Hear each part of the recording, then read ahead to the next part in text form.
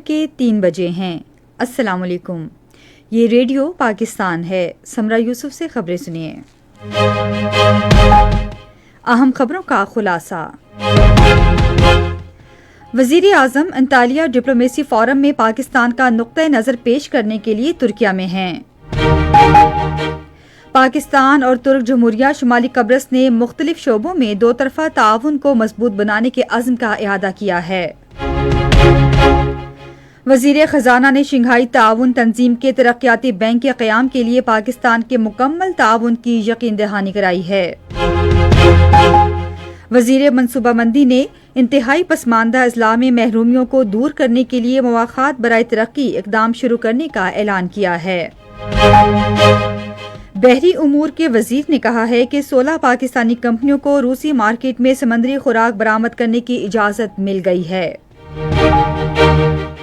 Pakistan super league میں آج کراچی میں لاہور قلندرز کا مقابلہ کوئٹہ گلیڈیٹرز سے ہوگا۔ اور اب خبروں کی تفصیل۔ وزیر اعظم محمد شہباز شریف نے آج شروع ہونے والے انطالیہ ڈپلومیسی فورم میں شرکت کے لیے ترکیہ میں موجود ہیں۔ وہ 5ویں ڈپلومیسی فورم میں لیڈرز پینل کے مباحثے میں شرکت کریں گے۔ وزیر اعظم پینل مباحثے میں پاکستان کا نقطہ نظر پیش کریں گے۔ اس موقع پر وزیر اعظم کی ترک صدر رجب طیب ایردوان کے علاوہ فورم میں شریک دیگر عالمی رہنماؤں سے ملاقاتیں بھی ہوں گی۔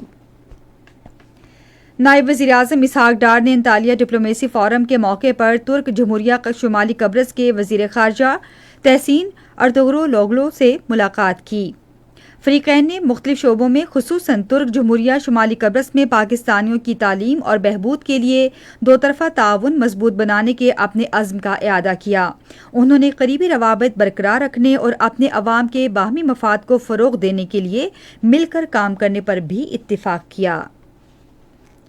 جنوبی کوریا کی وزارت خارجہ کے اسٹریٹجی اور انٹیلی جنس کے نائب وزیر جیونگ ینڈون نے انطالیہ ڈپلومیسی فورم کے موقع پر نائب وزیر اعظم محمد اسحاق ڈار سے ملاقات کی۔ انہوں نے باہمی دلچسپی کے امور اور حالیہ علاقائی پیش رفت پر تبادلہ خیال کیا۔ جنوبی کوریا کے وزیر نے خطے اور اس سے باہر امن و استحکام کے حصول میں مسلسل سفارتی کوششوں میں پاکستان کے کردار کو سراہا۔ صدر آصف علی زرداری اور وزیر اعظم شہباز شریف نے لبنان میں جنگ بندی کے اعلان کا خیر مقدم کیا ہے۔ ایک بیان میں صدر نے اسے خطے میں کشیدگی کم کرنے کی جانب ایک اہم قدم قرار دیا۔ انہوں نے کہا کہ جنگ بندی دیرپا امن کی طرف بڑھنے کا موقع فراہم کرتی ہے۔ اپنے ایکس ہینڈل پر ایک پوسٹ میں وزیر اعظم نے کہا کہ لبنان میں جنگ بندی صدر ڈونلڈ ٹرمپ کی قیادت میں جرأت مندانہ اور دانش مندانہ سفارتی کوششوں کے ذریعے پائیدار امن کی راہ ہموار کرے گی۔ وزیر اعظم نے لبنان کی خود مختاری اور علاقائی سالمیت کے لیے پاکستان کی غیر متزلزل حمایت کا اعادہ کیا۔ انہوں نے کہا کہ پاکستان خطے میں پائیدار امن کے لیے تمام کوششوں کی حمایت جاری رکھے گا۔ وزیر خزانہ محمد اورنگزیب نے علاقائی تعاون کے لیے پاکستان کے عزم کا اعادہ کیا ہے۔ انہوں نے واشنگٹن میں چین کے اپنے ہم منصب لین فوآن سے ملاقات کے دوران شنگھائی تعاون تنظیم کے ترقیاتی بینک کے قیام کے لیے پاکستان کی مکمل اور غیر مشروط حمایت سے آگاہ کیا۔ وزیر خزانہ نے پیپلز بینک آف چائنا کے گورنر ڈاکٹر پین گونگ شینگ سے ملاقات میں مالیاتی تعاون پر تبادلہ خیال کیا۔ وزیر خزانہ نے اوپیک فنڈ برائے بین الاقوامی ترقی کے chief executive officer doctor Abdul Hamid Al Khalifa سے گفتگو کرتے ہوئے اوپیک فنڈ کی حوصلہ افزائی کی کہ وہ پاکستان کے نجی شعبے کے ساتھ اپنے روابط کو مزید فروغ دے۔ محمد اورنگزیب نے واشنگٹن ڈی سی میں موڈیز کے نمائندوں کے ساتھ بھی اہم ملاقات کی۔ یہ خبریں آپ ریڈیو پاکستان سے سن رہے ہیں۔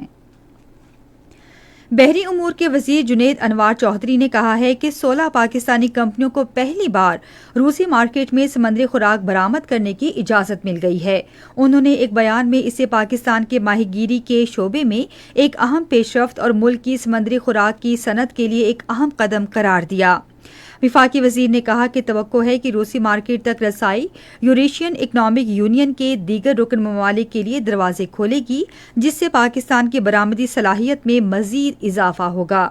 جنید انوار چودھری نے کہا کہ روسی مارکیٹ میں داخلے کے بعد پاکستان کی سالانہ سمندری خوراک کی برآمدات $50 کروڑ سے بڑھ کر $80 کروڑ مالیت ہو جائیں گی۔ انہوں نے کہا کہ سمندری خوراک کی برآمدات کے لیے سمندری، فضائی اور زمینی راستے استعمال کیے جائیں گے۔ وزیر منصوبہ بندی و ترقی احسن اقبال نے ملک کے پسماندہ ترین اضلاع میں احساس محرومی اور پسماندگی دور کرنے کے لیے مواخات برائے ترقی کا آغاز کرنے کا اعلان کیا ہے۔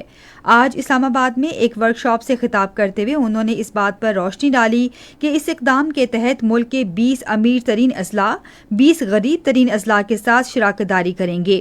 انہوں نے کہا کہ لاہور، کراچی اور اسلام آباد جیسے شہر بلوچستان کے پسماندہ اضلاع کے ساتھ شراکت داری قائم کریں گے۔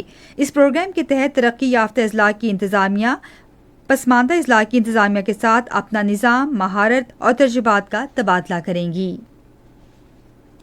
حکومت نے پاور سیکٹر کے ملازمین کے لیے بجلی کے مفت یونٹوں کی سہولت ختم کر دی ہے۔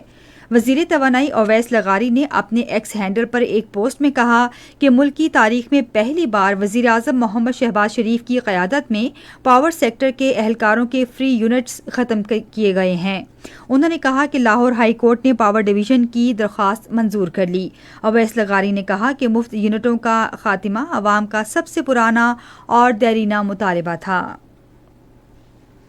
وزیر اعلیٰ پنجاب نے صوبے بھر کے 166 سرکاری کالجوں میں جدید IT لیبارٹریوں کے قیام کی منظوری دی ہے۔ وزیر اعلیٰ نے اس اقدام کی منظوری لاہور میں اسکول ایجوکیشن اور اعلیٰ تعلیم کے شعبوں کے مختلف منصوبوں پر پیش رفت کے حوالے سے ایک جائزہ اجلاس میں دی۔ مریم نواز نے بھی ہدایت کی کہ تعلیمی اداروں میں بہتری کا کام تیز رفتاری سے مکمل کیا جائے۔ سیکورٹی فورسز کے ہاتھوں گرفتار ایک خارجی دہشت گرد نے افغان طالبان اور فتنۃ الخوارج کے گٹھ جوڑ کو بے نقاب کیا ہے۔ فتنۃ الخوارج کے سرگنا عامر سہیل عرف مولوی حیدر نے اعتراف کیا کہ وہ فتنۃ الخوارج میں پاکستان کے خلاف گمراہ کن پروپیگنڈے کی وجہ سے شامل ہوا۔ خارجی دہشت گرد نے کہا کہ افغانستان میں فتنۃ الخوارج کے مراکز کو افغان طالبان کی مکمل پشت پناہی حاصل ہے۔ اس نے بنو، لکی مروت اور میاں والی میں سیکورٹی فورسز پر حملوں میں ملوث ہونے کا اعتراف کیا۔ خارجی دہشت گرد نے کہا کہ فتنۃ الخوارج کا اسلام اور جہاد سے کوئی تعلق نہیں، یہ صرف پیسے کے لیے پاکستان میں دہشت گردی کرتے ہیں۔ ہری پور کے صنعتی علاقے ہتار میں ایک گیس پائپ لائن پھٹنے سے 8 افراد جاں بحق اور 5 زخمی ہو گئے۔ ریسکیو 1122 کے مطابق میتوں اور زخمیوں کو ہری پور کے ضلعی ہیڈ کوارٹر ہسپتال منتقل کر دیا گیا۔ پاکستان نے آبِ ہرمز کے ذریعے سویلین جہازوں کی تیز رفتار اور محفوظ آمد و رفت کا مطالبہ کیا ہے۔ یہ بات اقوام متحدہ میں پاکستان کے مستقل مندوب سفیر عاصم افتخار احمد نے جنرل اسمبلی میں آبِ ہرمز پر ویٹو مباحثے سے خطاب کرتے ہوئے کہی۔ سفیر نے کہا کہ آبِ ہرمز کی موجودہ صورتحال دنیا بھر کے ممالک بشمول پاکستان پر منفی اثرات مرتب کر رہی ہے۔ انہوں نے کہا کہ اس کے اثرات نہ صرف توانائی کی فراہمی تک محدود ہیں بلکہ کھاد اور دیگر ضروری اشیاء تک بھی پہنچتے ہیں، جس سے غذائی تحفظ، مہنگائی اور کمزور طبقات کے روزگار پر دباؤ بڑھ رہا ہے۔ عاصم افتخار نے کہا کہ یہ معاملہ نہ صرف خلیج تعاون کونسل کے ممالک بلکہ خطے اور اس سے باہر تمام ریاستوں بشمول پاکستان کے لیے اہم ہے۔ سفیر نے کہا کہ پاکستان خطے میں دیرپا امن کے حصول کے لیے مذاکرات کے فروغ کے لیے تمام کوششوں کی حمایت میں اپنا تعمیری کردار ادا کرنے کے لیے پرعزم ہے۔ کل جماعتی حریت کانفرنس نے کہا ہے کہ بی جے پی کی زیر قیادت قابض افواج کشمیریوں کی حق خود ارادیت کے مطالبے کو دبانے کے لیے بھارت کے غیر قانونی زیر قبضہ جموں کشمیر میں چھاپے اور تلاشی کی کارروائیاں کر رہے ہیں۔ کشمیر میڈیا سروس کے مطابق کل جماعتی حریت کانفرنس کے ترجمان عبدالرشید منہاس نے کہا کہ خطے کے آبادیاتی ڈھانچے کو تبدیل کرنے کے لیے غیر کشمیریوں کو ڈومیسائل کے حقوق تیزی سے جاری کیے جا رہے ہیں۔ انہوں نے اقوام متحدہ پر زور دیا کہ وہ بھارتی جیلوں میں بند کشمیریوں کی رہائی کے لیے مداخلت کرے۔ کراچی میں پاکستان سپر لیگ میں آج لاہور قلندرز اور کوئٹہ گلیڈیٹرز کے درمیان میچ کھیلا جائے گا۔ میچ شام 7 بجے شروع ہوگا۔ اور اب آخر میں موسم۔ محکمہ موسمیات کی پیشگوئی کے مطابق آئندہ 12 گھنٹے کے دوران خیبر پختونخوا، بالائی اور وسطی پنجاب، اسلام آباد، کشمیر، گلگت بلتستان اور شمال مشرقی بلوچستان میں بعض مقامات پر تیز ہوائیں چلنے، گرج چمک کے ساتھ بارش اور کہیں کہیں ژالہ باری متوقع ہے۔ اس دوران بالائی خیبر پختونخوا، کشمیر اور گلگت بلتستان میں موسلا دھار بارش کا بھی امکان ہے، جبکہ ملک کے دیگر حصوں میں مطلع جزوی طور پر ابر آلود رہے گا۔ آج ریکارڈ کیا گیا بعض بڑے شہروں کا درجہ حرارت: اسلام آباد اور Quetta 24 degree centigrade, Lahore 33، Karachi 35، Peshawar 26، Gilgit 17، Muzaffarabad 18، مری 13 اور بھارت کے غیر قانونی زیر قبضہ جموں کشمیر کے بعض بڑے شہروں کا درجہ حرارت: سری نگر 14، جموں 30، لیہ 4، شوپیاں 12 اور بارہمولہ 13 اور Anant Nag 14 degree centi grade. آخر میں اہم خبروں کا خلاصہ ایک بار پھر سن لیجیے۔ وزیر اعظم انطالیہ ڈپلومیسی فورم میں پاکستان کا نقطہ نظر پیش کرنے کے لیے ترکیہ میں ہیں۔ پاکستان اور ترک جمہوریہ شمالی قبرص نے مختلف شعبوں میں دو طرفہ تعاون کو مضبوط بنانے کے عزم کا اعادہ کیا ہے۔ وزیر خزانہ نے شنگھائی تعاون تنظیم کے ترقیاتی بینک کے قیام کے لیے پاکستان کے مکمل تعاون کی یقین دہانی کرائی ہے۔ اسی کے ساتھ خبریں ختم ہوئی۔ مزید خبروں تجزیوں کے لیے آئیے ہماری ویب سائٹ radio.gv.pk پر اور فیس بک کے link radio Pakistan news official پر براہ راست ویڈیو اسٹریمنگ بھی ملاحظہ کیجیے۔